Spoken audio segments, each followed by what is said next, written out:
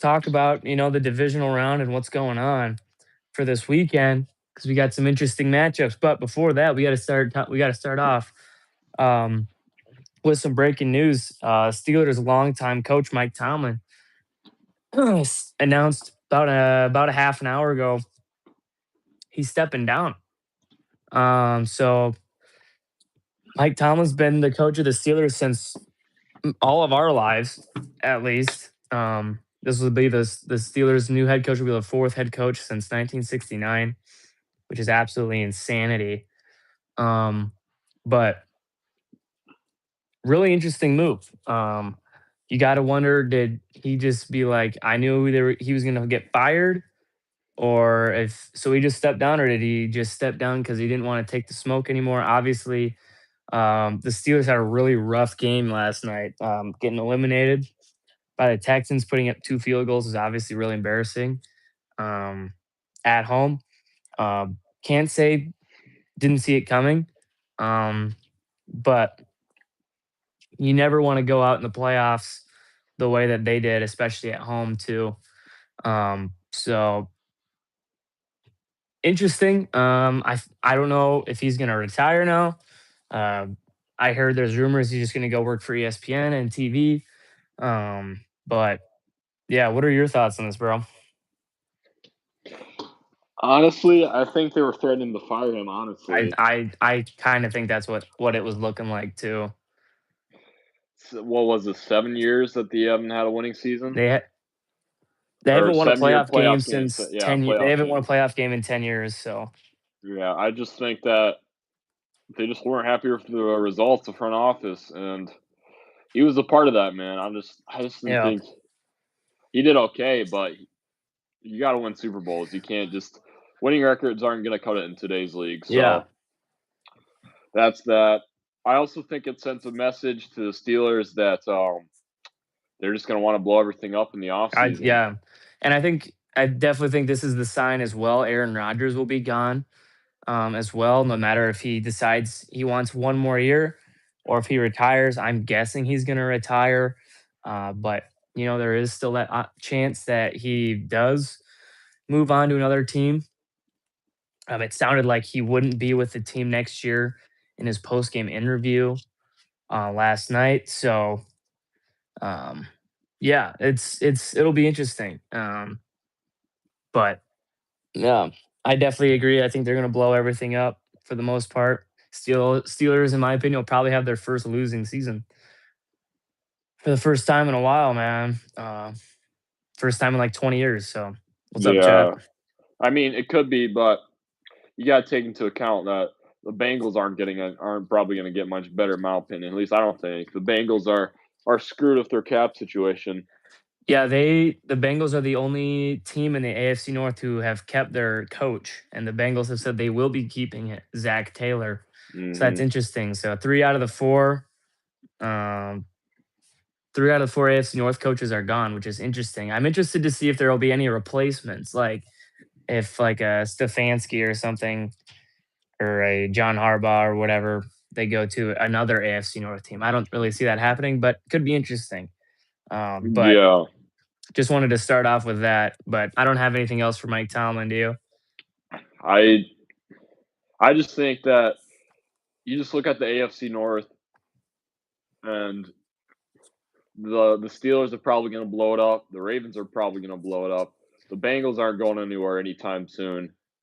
So I honestly And think right yeah, now at this moment it's the Browns division, which is crazy, but that's crazy work, but it's not a like ridiculous because I that's not mean, even really a hot take at this point. no, I I can just think, definitely yeah, I can definitely see um the division winner next year being like an NFC South this year, not having a winning record for sure.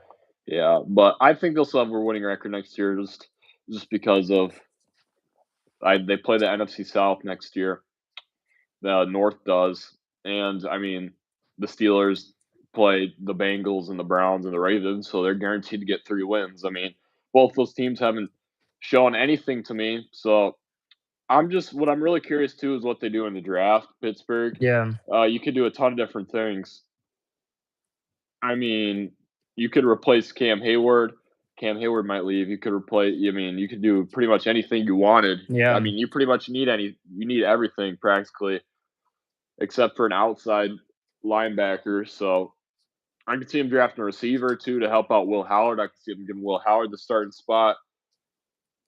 I could see him drafting more offensive line help, considering their offensive line did really bad last night against the Texans. Granted, it was the Texans, but I mean, Aaron Rodgers had how many fumbles did he have? 2? Yeah, 2 or 3, and he had He that had pick 2 or 6 at 3 the end. fumbles. Yeah. So their offensive line really sucked last night. So they have a lot to work with Pittsburgh, but I mean, obviously this is probably one of the best spots for any coach in my opinion. Yeah, and you have a quarterback in Will Howard who rode the bench all season long. He learned under Aaron Rodgers. Didn't really use him very much or at all this season at like very much. So I'm interested to see what they do with him or if they try to go another route at quarterback, but Yeah, that'll all be interesting. I think I don't like Will Howard. We can have a discussion on that. But Will Howard to me got carried by Henderson and Judkins at Ohio State And Jeremiah Smith. and Jeremiah Smith. Will Howard didn't do a single thing for that national championship. Not even to mention their defense, bro. Their Their defense was defense, pretty insanity last year, dude. their defense, even this year, their defense was outstanding. But last year, it was on a different level, man. We were talking about Caleb Downs being like the number one overall pick last year. I mean, as a safety, which goes to show you how incredible that coaching staff and defense is out there in Ohio State. But moral of the Yeah. story is that I mean I don't know who to pick for the NFC North next or Yeah, AFC North. it's gonna be I just don't interesting know. to yeah, I agree. But I don't got anything more to you. No, I don't. Okay, so moving on for Mike Tomlin. That was a good little 7-minute segment there. But moving on, I think before we go into the divisional round that starts this weekend, I think we should do a little recap of the Texans and the Steelers from Okay. last night. Obviously, we just talked about the Steelers. They had a rough game all around. No one really played great. DK Metcalf was dropping the ball like crazy. And the Texans on the other side did not do really anything on offense until the third and the fourth quarter. They scored one touchdown to Christian Kirk there in the first quarter, or no, second quarter. Um, but it was weird because CJ Stroud missed so many snaps. He fumbled so many snaps, and I understand some of them were not his fault, but the Texans offense looked a little shook there the first 3 quarters. They just really couldn't get anything going.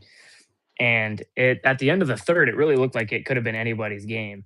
But obviously that defense is the best defense by far, and they proved it last night for sure.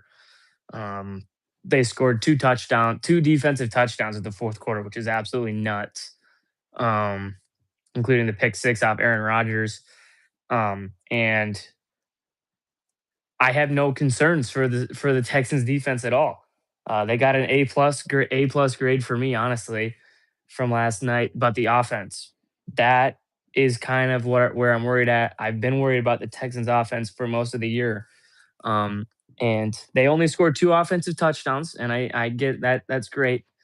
But they cannot rely so heavily on their defense as they are right now because the Steelers, some could argue they shouldn't even have been there. Um, and now they're going to have to go play a top 5 offense in the New England Patriots. So I have no doubt the Texans defense will do their job. They play on Sunday. I have no doubt. But Drake May is going to be able to score some points, unlike Aaron Rodgers and that Steelers offense. So to me, it's going to be if CJ Stroud can lock in the cold with the rest of his team on offense, and if they're actually going to be able to score some more points than just 2 offensive touchdowns. So Texans defense is great. A little worried about the Texans offense, but yeah, that's all I got Yeah, for that I one. mean, I just think I nobody did anything on that offense except for Kirk, man. Christian Kirk, similar to DeMarcus Robinson, he had a game Hmm. that I don't think will ever be replicated again from such a random wide receiver. but I somebody else has to do something. Nico Yeah. Collins, he got concussed, I think. He's probably gonna be out, I'd imagine, considering it's on what is it on Sunday or no, Yeah, it's they play the early Sunday game. they play early Sunday, so that helps. But I still think Nico Collins is I'm pretty sure he got a concussion. I'm pretty sure he's out. Yeah. So and Someone's gonna have to step up, bro. your young guys, Jaden Higgins and Xavier Hutchinson looked really bad. They looked slow out there. They couldn't get past the old people like Dante Jackson and Jalen Ramsey. I mean, they just didn't look good. You could tell they were both rookies, man. They just sucked. So the combination of the terrible offensive line, which I mean, this is probably one of the worst I've seen the offensive line all year. Yeah. It's been better, but combination of the bad offensive line last night and just the inconsistent wide receiver play to me is why I don't trust them to go to the Super Bowl at the moment. But I don't have any complaints about their defense, though. I mean, Sheldon Rankins had a great day. Yeah. Their defense, Their defense is just so good. yeah, I can name shoot like freaking 10 players on their defense is that loaded.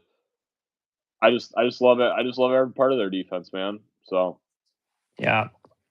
against So, New England, I think they'll be fine considering New England's offense sucks, but we'll get into that more. So yeah, we'll get to that one, but we're gonna move into the first divisional round game of the weekend, and like we've been talking about this, we might be going live for every single for one game each weekend and leading up to the Super Bowl. If we were gonna do any game, it would probably be this one. The Bills head to Denver to to take on the Broncos, the one seeded Denver Broncos. Um, I think is this the first home playoff game for the Broncos since they won the Super Bowl about 10 years ago with Peyton Manning? I feel like this is the first home game they've had in the playoffs for a long time. I don't think that they haven't made the last two besides these last year. They haven't made the playoffs Yeah, in a long yeah. time. So Mile High has their first home playoff game in 10 years, which is kind of wild. And but you know, I'm gonna get to the Broncos, but I want to start off with Josh Allen and the Bills because Josh Allen literally willed the Bills to beat the Jags. You could just see how much he wanted it more, how much that the Bills team wanted it more in general. Um, it's not that they were more skilled by any means, but they completely just out hustled. They wanted that game way more than Jacksonville did, and it definitely showed. And it's the reason why they won the game. You don't just get a 10-yard tush push. Like you got to go hardcore full out to get a 10-yard tush push. And I mean this Bills team they didn't look perfect at all. They didn't look perfect against the Jags. But you got Josh Allen, man, and it's really hard to pick against Josh Allen going into playoffs. And so you look over at the Broncos, and Bo Nix, his only playoff game was against the Bills, and it was last year in Buffalo. Now I get is a completely different Buffalo Bills team, but they got kind of trounced. If I'm being honest, their offense couldn't do a dang thing. They scored a touchdown. They lost that game by what I think it was 24 points. They lost 31-7 on the road, and I think I'm just interested to see how the Broncos will play after their bye week, and if it's anything similar to what's going on in the college football playoffs right now. And it's going to be interesting because the Broncos offense is really bad. It's been known, but we'll see how much the Broncos can contain Josh Allen and that rushing attack there with James Cook. So I think this is probably my favorite game of the weekend. Um, just me personally. hmm I just I just don't know about this game. I really don't, man. I just think I just think having a first round bye is a disadvantage for in all every single sport. You look at college football, and I mean Miami's running the table. against all of these teams who have had like a week off football and have been unprepared, like Ohio State.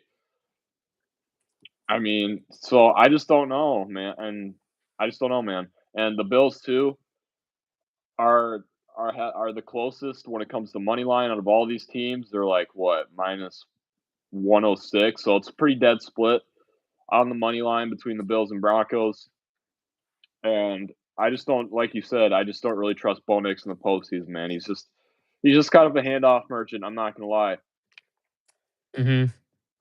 I mean, he just can't do. He just doesn't excel at anything. And you get in the postseason, you got to have a quarterback that excels at something. And that's what the Bills have. They have Josh Allen. Another thing too is I don't know how much I trust Sean Payton, man. Sean Payton. Yeah, he's been extremely unreliable in the playoffs for a Sean long Payton's one of time, the man. most unreliable coaches when it comes to the playoffs. And he's probably one of the last people I would have want to have coaching in the playoffs for that matter. So the key to the Broncos to me is just going to be uh, finding a way to get after that Bills run defense, man. That Bills run defense really sucks. It did do great against the Jaguars, and I think that while the Broncos' rushing offense has also kind of sucked, I think that if they can get Harvey involved, I think they'll be good to go. But I don't expect Bo Nix to have like 300 yards passing like Trevor No, Lawrence no, did. He's totally just not. not that guy. Now on the other end of Buffalo, to me, it's all about the defense. I don't really care about the offense. The offense is guaranteed to put up at least 25 points. I mean, it's guaranteed from them at this point. But Hmm. their defense has shown to give up 30 to 35. Shoot, they've given up 40 once or twice this year already. So your defense is my biggest thing, man. It looked okay against Jacksonville. It didn't look good. It didn't look bad. It just looked fine. And Which, I yeah, mean, they got to get after the pass rusher, or they got to get after it with the pass rush too. I feel like we need to see a big game from Gregory Rousseau. I don't know how many sacks he has this year. I don't know how he's doing, but he's probably my biggest X factor for this game because if you give any quarterback a clean pocket to throw, it's going to be really easy for the Broncos. And watching some of these teams, the teams that beat them, like the Packers, I think, and like the Jags. Did the Packers beat them? no, The no, they Packers didn't. didn't beat 'em. Well, the teams No, that have given them the closest games, like the Packers, like the Jags, and the have Chiefs, all bro. and the Chiefs, all have a pretty decent pass rush. They're obviously not the best at the business, but all those three teams know have to get after the quarterback, in my opinion. So you just got to figure out a way to not absolutely have a meltdown on defense, and if you're Buffalo, and then you're fine. So that's that.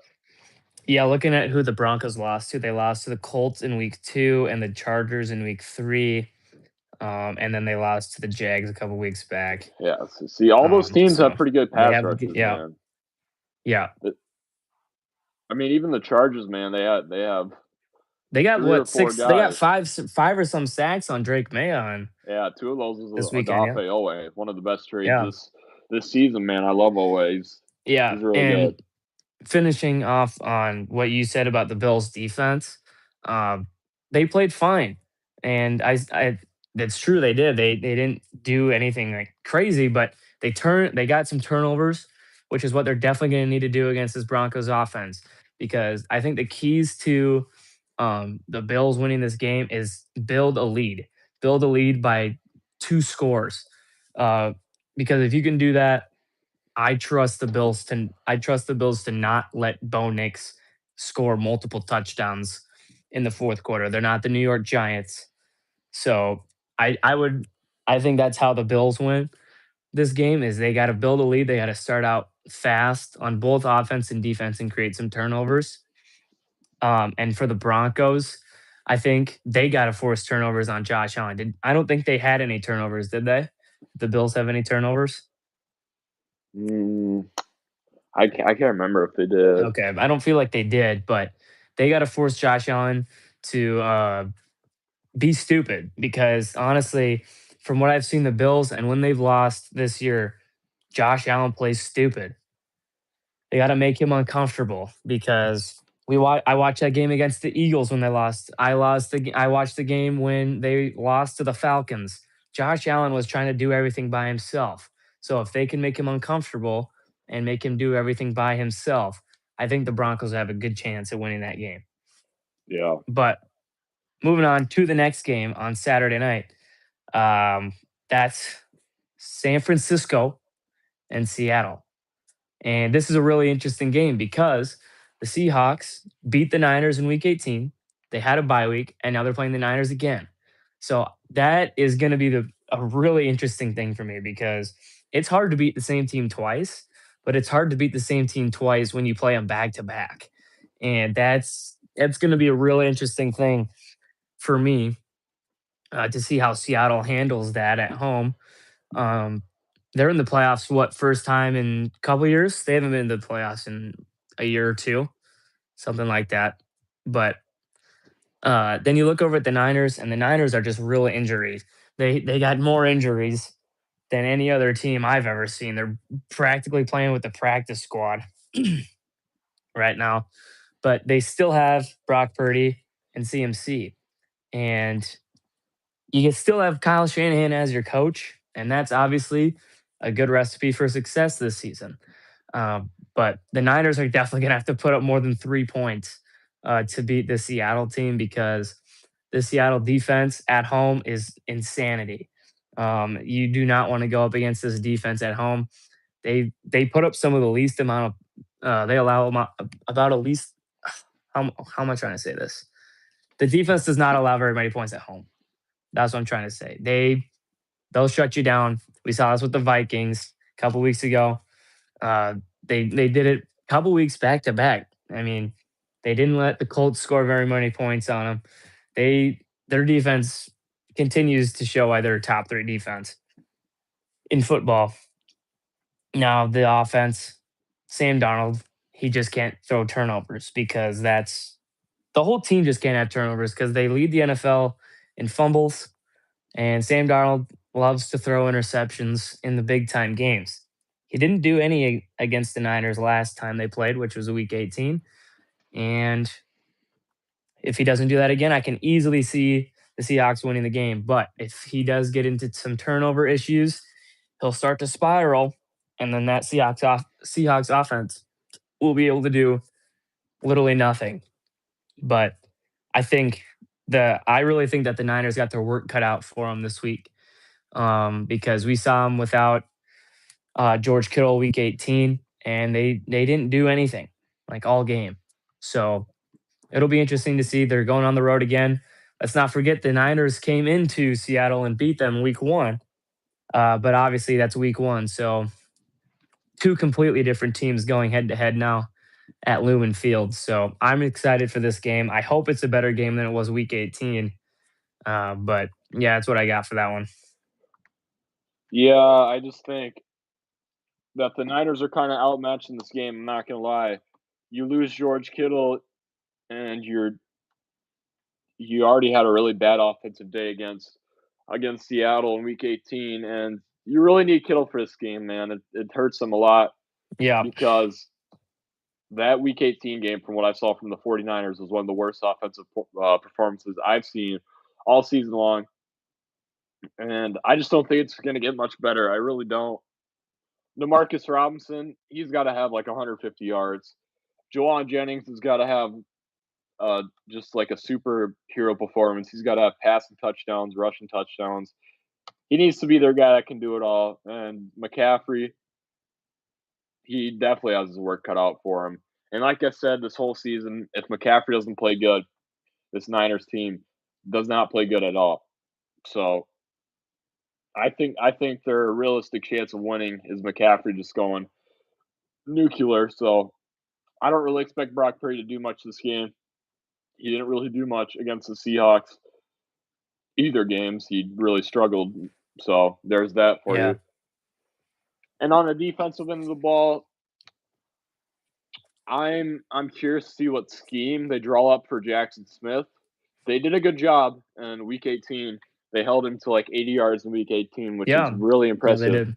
But they're gonna have to hold him to under 100 yards again, and get the ball to Cooper Kupp, in my opinion. Force Sam Darnold to get the ball to Kupp.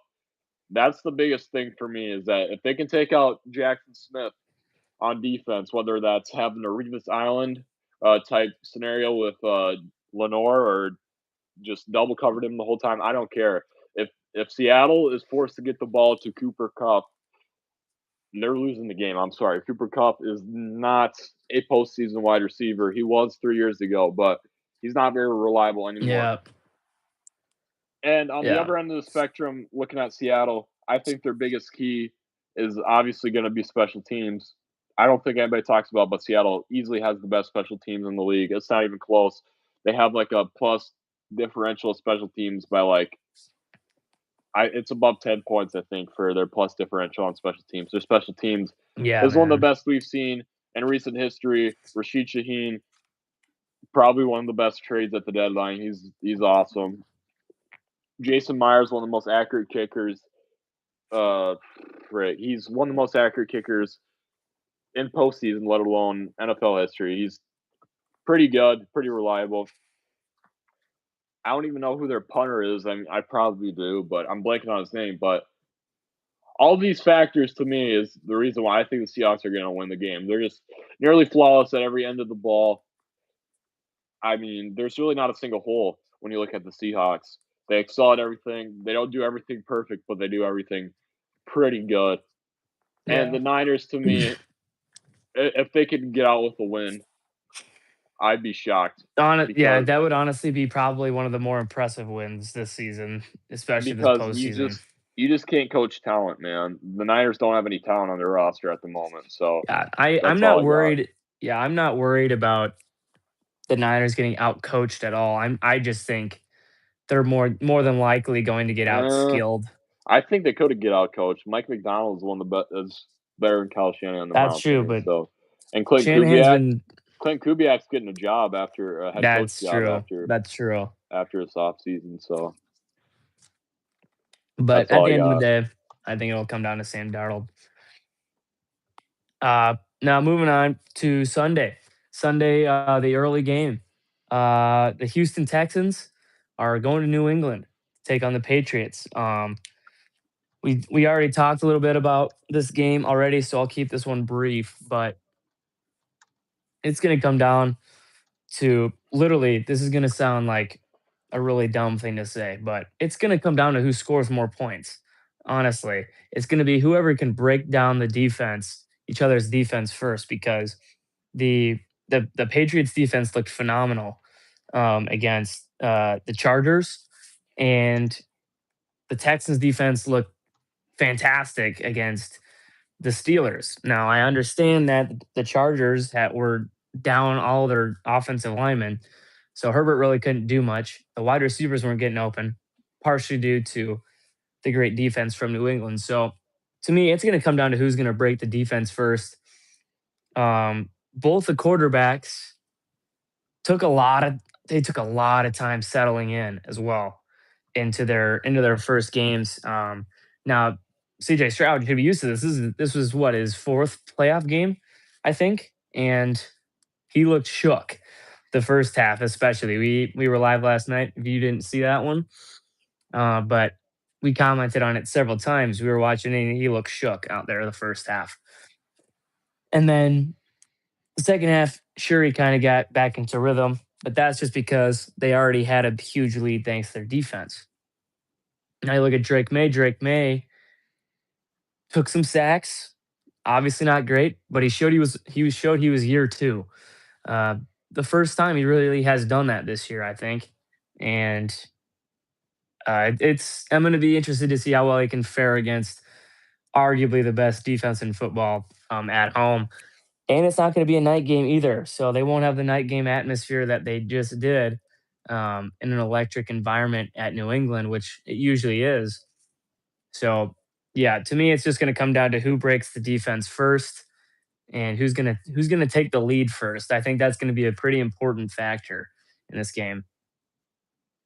Yeah, I mean, the biggest thing for me with the Texans is I haven't mentioned this year actually about them, but they're a horrible team in the red zone. They're like they're like bottom 5 in the league in the Yeah, red they zone, didn't do anything in the red zone yesterday and they practically. didn't. I didn't even. I totally forgot about that against the Steelers, but the red zone against the Steelers was completely atrocious, and the red zone all season long has been completely atrocious. So you can't really settle on field goals against the Patriots. I get that it worked out for you against the Steelers, but it's probably not going to work out for you for Yeah. the Patriots. Two very different teams. That too, and they don't really have a guy that can run the ball in the red zone at the moment either. Woody Marks, I mean, I don't know what to think of Woody Marks. I don't think he's a starter. He Nick Chubb is definitely not a starter. So that's been your problem all season, and that's pretty much been your only problem all season, in my opinion. And that's probably what's going to cost them against the Patriots, in my opinion. I mean, looking over to the Patriots now, my biggest thing, I said this earlier, but you got to get to the quarterback against the Texans. You saw what the Steelers did. They had like three or four for forced fumbles on Yeah, CJ Stroud. they got two of them in the first half. If the Patriots can do that, they're guaranteed to win the game. They're going to the Super Bowl if they have a pass rush. They dominated the Chargers based off of their weak offensive line. I think they can dominate the Texans, but I just need to see a consistent game from their pass rush, man. Their Hmm. pass rush has been the only weak link of their team all season long. So if they get their pass rush going for New England, I think it's as good as gold. They're going to be fine.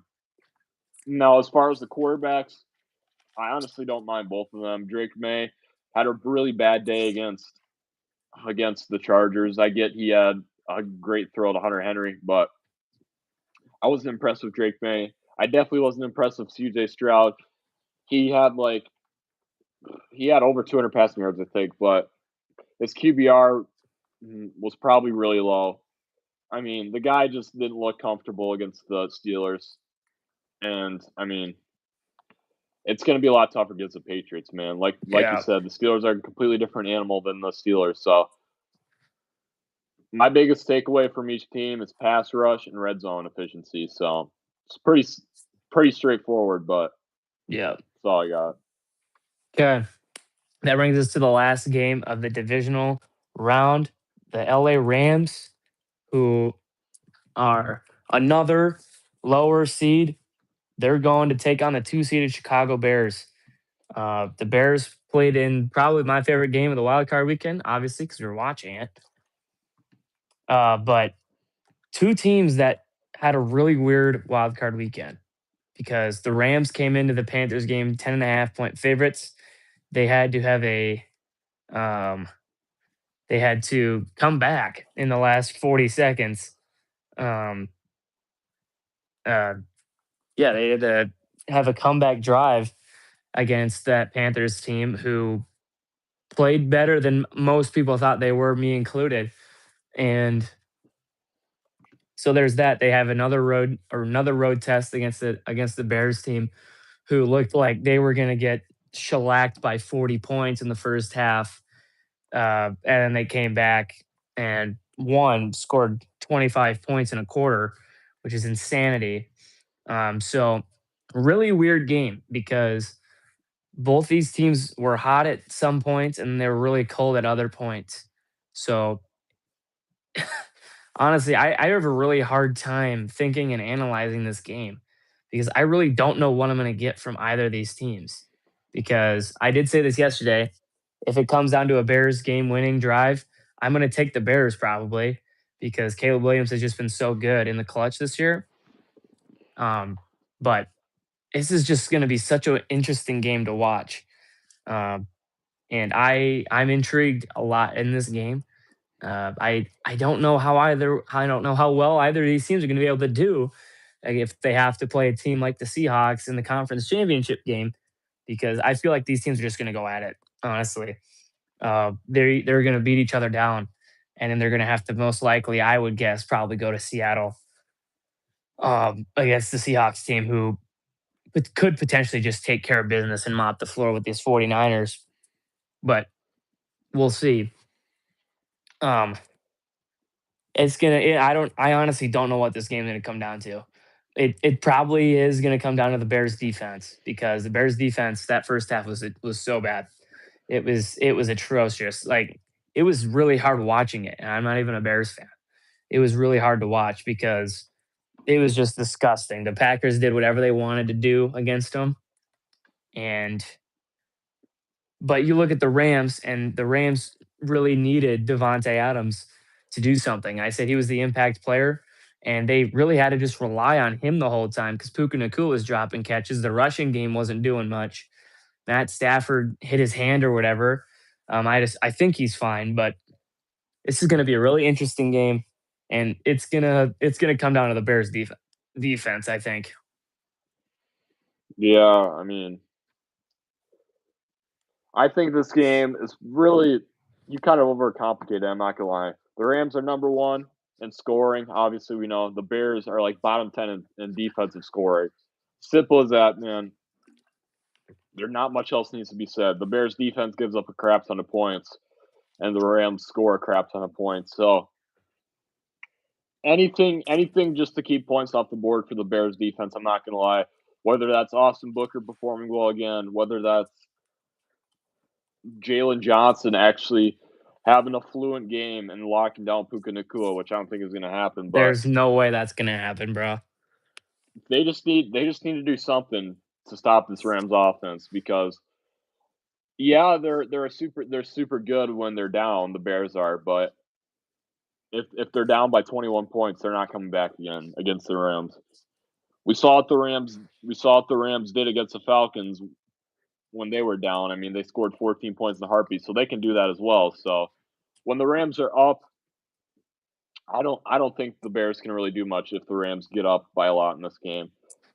And the thing with the Rams too is that if they want to successfully maintain long drives, they gotta run the ball a lot more.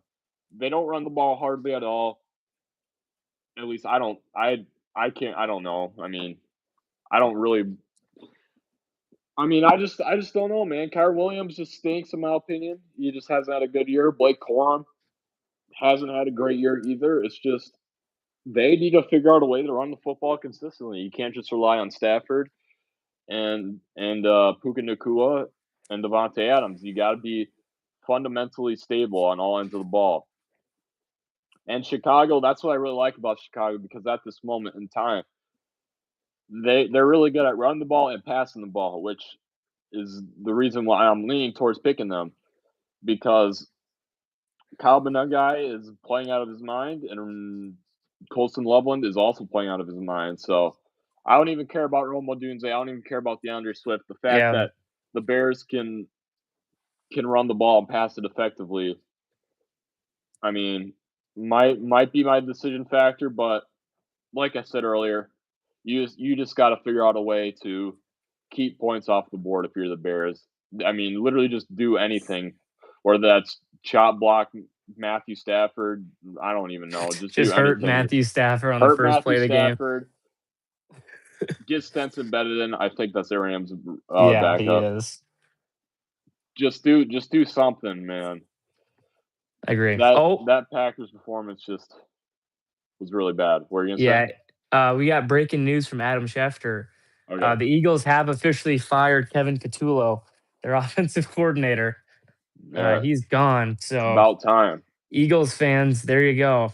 That's what you get. So, yeah, that's all I got on all the games, bro. Yeah, you want to talk about that for like a couple minutes? Yeah, let's talk about it. I mean, Eagles offense was obviously atrocious all season long. They won the division back to back years for the first time in like 20 years. So there's that. But I mean, the division was so bad this year. I mean, they were just a better team than all the other teams in their division. Let's not forget they were up 21-0 on the Cowboys and lost. Um, that needs to forever be noted. Their Kevin Patullo, man, completely set this team back, if I'm being honest. And I think this Eagles team is might be screwed because the lack of getting everyone involved could tear this team apart. I definitely think there's a chance Sirianni's gone. I definitely think there's a chance AJ Brown's gone. I obviously don't think they're going to get rid of Saquon Barkley or Jalen Hurts or Devontae Smith, but I think there's a chance a lot of some of these guys move on next year or get traded or something because of what happened this year. This year was kind of a mess after their Super Bowl win last season. So uh, definitely a good firing for sure. But yeah, Yeah, this is something that should have happened like in the middle of the season. Single-handedly cost them their season. I'm not gonna lie.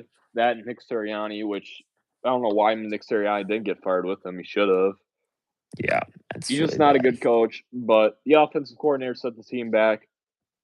Their defense was the only thing that kept them in the season. Now it's going to be interesting because Jalen Phillips is a free agent. They got a lot of weird stuff to worry about. They got guys to pay. I think what was I gonna? Jordan Davis and Jalen Carter. I think they both got to get paid. I don't know if they paid them yet, but they both got to get paid. Along with, if you look at the Gene, Quinion Mitchell, like you got a lot of young guys that you're not going to be able to afford all at all on defense. And your defense, while it was your strong suit last season or this season, it's probably not going to be your strong suit for much longer if all these No, guys enter your free agency. And on the other end of the spectrum too, you got to clear up some cap space on offense. You're paying your offensive line a lot, which your offensive line's good, but probably starts with trading AJ Brown. I don't know what team wants AJ Brown, but he just takes up way too yeah, much of your cap. Jalen Hurts takes up a lot too. I mean, Saquon Barkley even takes up a lot for like your whole offense is just overpaid. So you got to find a common barrier between paying your guys and actually having production out of them, which is what the Eagles don't know how to do at the moment. Is get production out of their paid people, and the people that aren't getting paid are playing the best football on that team. So, yeah, I agree. It's like true. Jahad Campbell, for example, like I Yeah, didn't even mention him, but Jahad Campbell should have been in contention for Rookie of the Year. I love the dude, but yeah, that's all I got. yeah. Well, boys, that's all we got for today. Kind of stinks. There's really not much going on in the sports world other than these NFL playoffs. But tomorrow we'll be back and probably doing a baseball stream. We'll be talking some MLB free agency stuff that's going on in the world. We already covered Alex Bregman, but we might come back to that. Obviously, Nolan Arenado got traded today. So we'll be covering all the stuff that's been going down in the MLB, and then we'll be back to NFL stuff on Thursday and Friday. Leading up to Saturday and Sunday, the wild card or the divisional, we'll pick a game that we want to go live for. But yeah, so that's all we got. But be sure to like, subscribe. We're on the road to 200. Before the Super Bowl, we need 60 more subs as of right now, I believe. So thank you guys for watching, and we'll see you guys in the next one. Peace out.